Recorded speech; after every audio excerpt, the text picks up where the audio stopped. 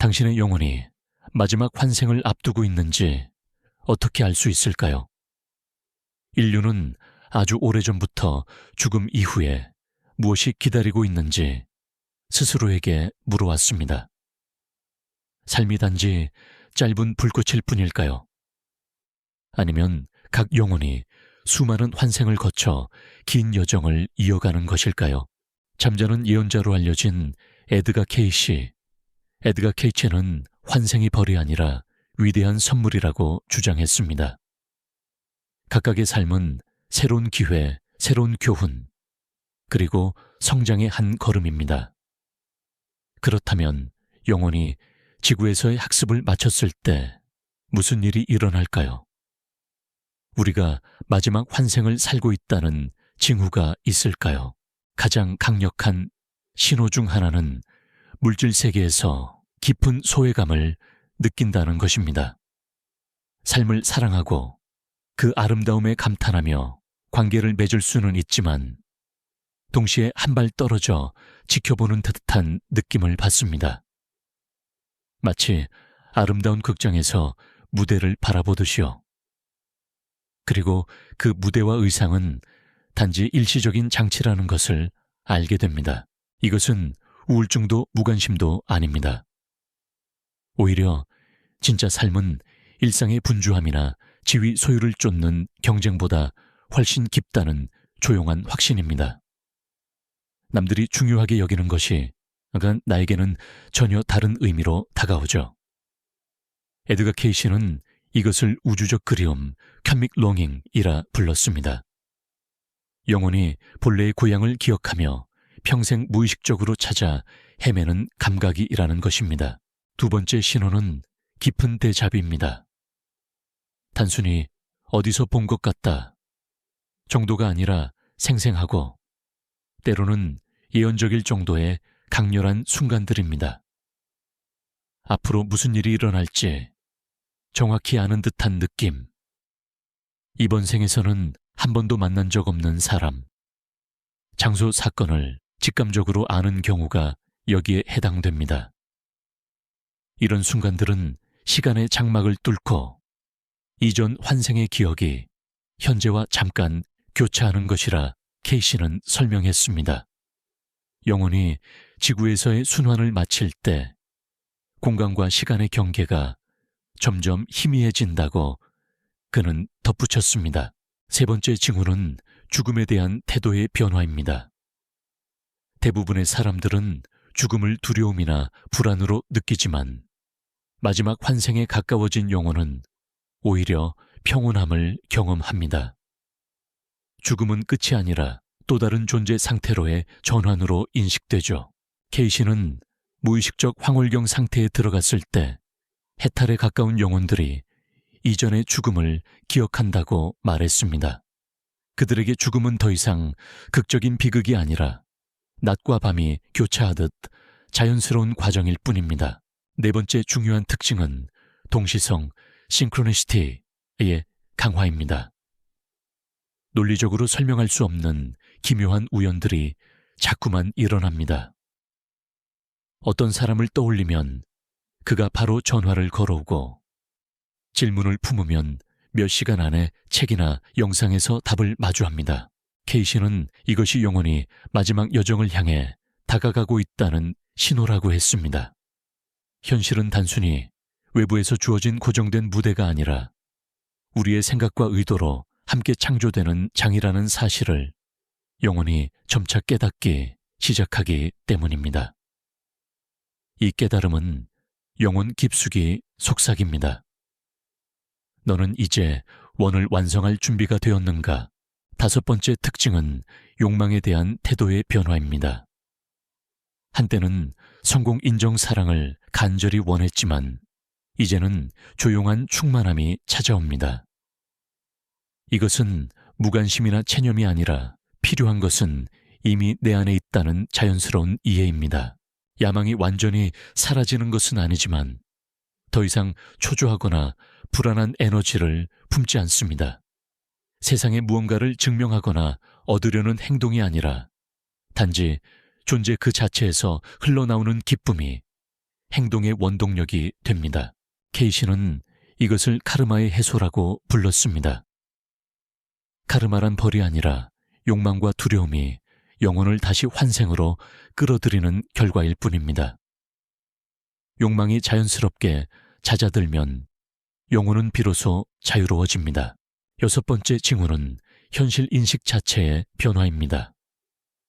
한때 견고하게 보였던 물질 세계가 이제는 얇은 장막처럼 느껴집니다. 사물몸 사건의 뒤편에 더 큰 실제가 숨겨져 있음을 직감하게 되죠. 이것은 단순한 사상이나 이론이 아니라 살아있는 경험입니다. 현실은 더덥고 꿈처럼 흘러가며 진짜 존재는 일상적 지각 너머에 있다는 것을 느끼게 됩니다. 흥미롭게도 현대 과학, 특히 홀로그램 우주 이론은 이러한 체험을 뒷받침합니다. 우리가 사는 세계는 더 깊은 차원의 실제가 투영된 것일 수 있다는 것입니다. 마지막 환생에 가까운 이들은 이것을 추상적 사상이 아니라 일상의 현실로 체험하기 시작합니다. 때로는 세상이 빛으로 녹아내리고 모든 것이 에너지의 흐름처럼 보이며 나와 타인의 경계가 사라지기도 합니다. 7번째 징후는 개인성 너머의 자아 발견입니다. 자신의 이름, 사회적 역할, 심지어 개인의 역사조차도 일시적인 가면처럼 느껴집니다. 그것이 거짓이라는 뜻은 아닙니다. 다만 영원히 붙잡고 있을 수 없는 임시적 표식일 뿐이라는 사실을 알게 되는 것입니다. 진정한 나는 어떤 정의나 설명보다 훨씬 더 깊은 차원에 있다는 깨달음이 찾아옵니다. 에드가 케이시는 무아지경 트랜스 상태에서 이것을 초의식 슈퍼컨셔스네스의 성취라 불렀습니다. 이 상태에서는 개인성이 더 이상 나 자신에 대한 최종적 진실로 느껴지지 않습니다. 누군가가 되어야 한다는 강박 세상에 무언가를 증명해야 한다는 집착이 사라지고 그저 존재하는 것 자체가 충분하다는 확신이 자리 잡습니다. 이러한 통찰과 함께 나타나는 또 다른 모습은 모든 생명에 대한 깊은 공감과 연민입니다. 타인의 고통, 기쁨, 두려움이 마치 내 일부처럼 느껴집니다. 이것은 단순한 감상적 감정이 아니라 모든 존재가 하나의 빛과 하나의 숨결을 공유한다는 직관적 인식입니다. 이 공감은 자연스럽게 자비와 봉사로 이어집니다. 억지나 계산이 아니라 힘들이지 않고 흘러나오는 돌봄과 헌신으로 변하는 것이죠.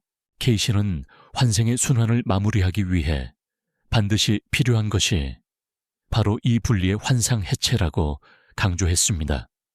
우리가 타인을 나와 다른 존재로 인식하는 한 분열 속에 갇혀 있습니다.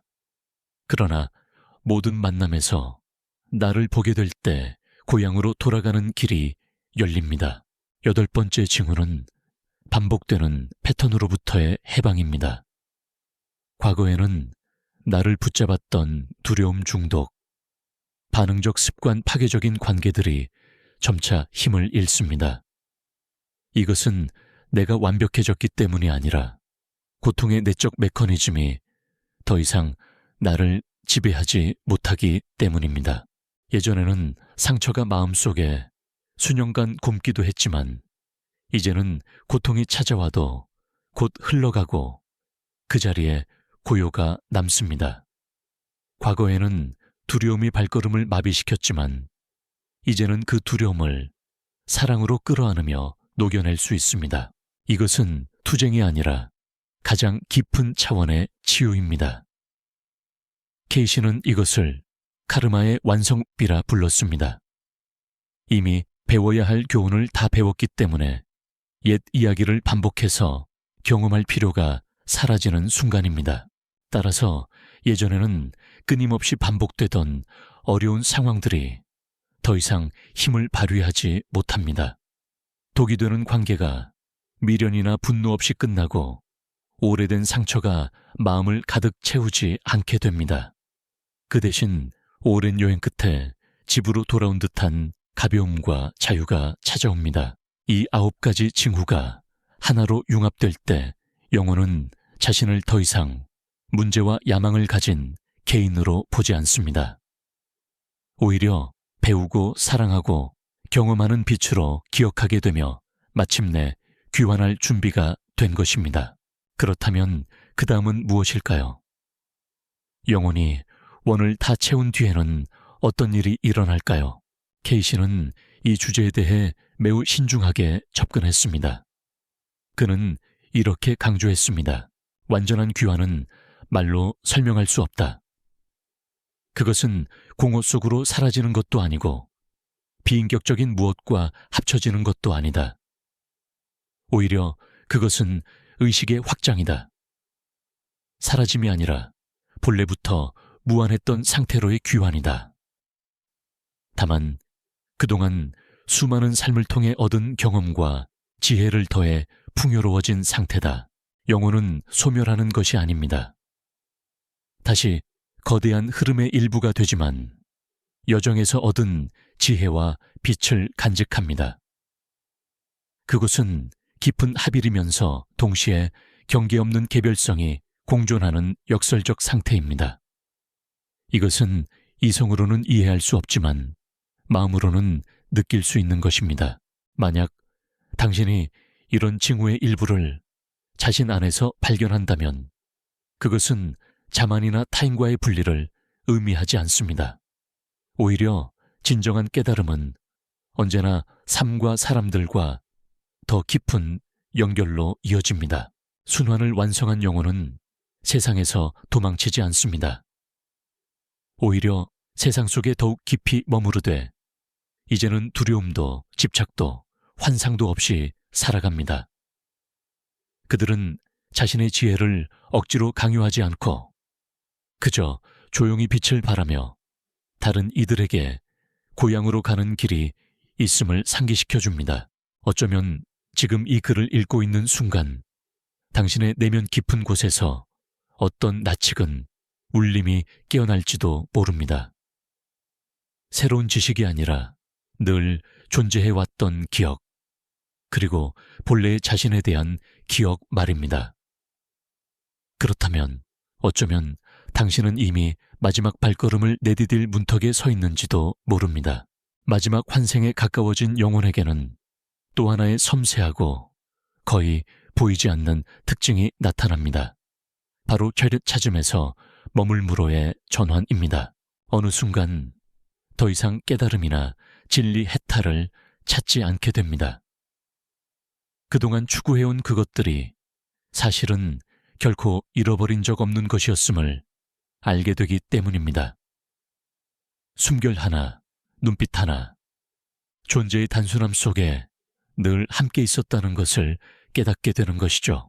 끝없이 이어질 것 같던 영적 여정은 사라지고 이미 내가 있어야 할 자리에 서 있다는 깊은 확신이 찾아옵니다. 이 깨달음은 철학이나 논리적 추론이 아니라 내면 깊은 곳에서 솟아나는 직관적 알무로 다가옵니다. 과거에는 더 나아져야 한다. 더 높은 영적 경지에 올라야 한다. 우주를 이해해야 한다는 목표가 있었다면 이제 그것들은 아름답지만 꼭 필요한 것은 아닌 꿈으로 보입니다. 삶 그 자체 모든 일상의 단순함이 이미 완전한 답이기 때문입니다. 또 하나의 깊은 징후는 존재 전체와의 자발적 합일감입니다. 더 이상 세상을 나와 타인으로 나누지 않습니다. 나무를 볼 때, 꽃을 볼 때, 길에서 스쳐가는 낯선 이의 얼굴을 볼 때 마음 깊은 곳에서 이것 또한 나다라는 고요한 진실이 울려 퍼집니다. 그 순간 타인의 고통은 곧 나의 고통이 되고 타인의 기쁨은 곧 나의 기쁨이 됩니다. 더 이상 타인을 해칠 수 없는 이유는 타인이 따로 존재하지 않기 때문입니다. 케이시는 이 상태를 우주적 의식, cosmic consciousness이라 불렀습니다.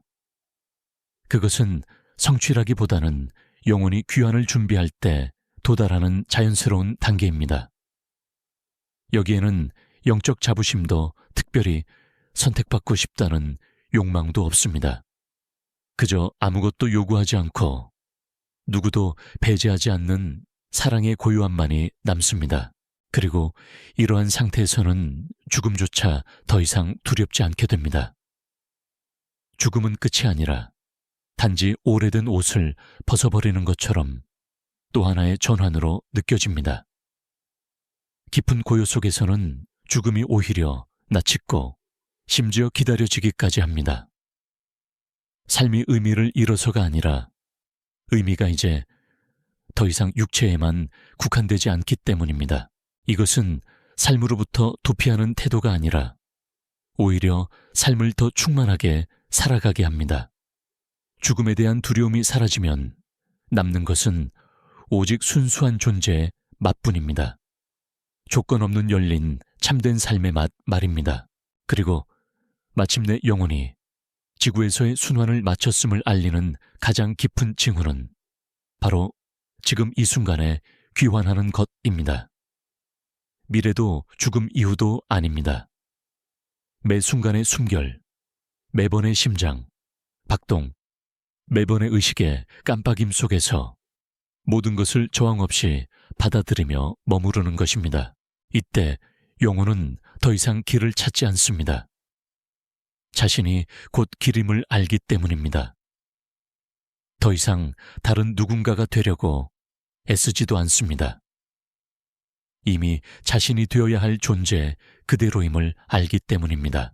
어쩌면 지금 이 순간 이 말을 읽는 당신이 원인 없는 평화와 조용한 기쁨을 느낀다면 당신은 이미 꿈속에서 깨어나고 있는지도 모릅니다.